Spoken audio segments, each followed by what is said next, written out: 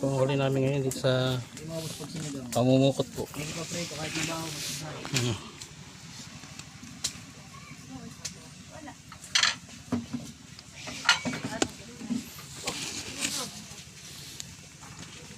Binablog pa ni kayo eh. Katitirahin nyo na. Yan.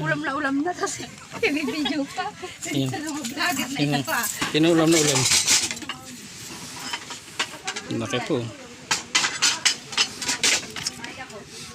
Baka buhay pa yung kasag na yun eh. Ba? Ay, buhay pa po yung kasag. Sana yun? Mga kapuli. Baka manipit yan eh. Ayan po siya. Nakatagi po.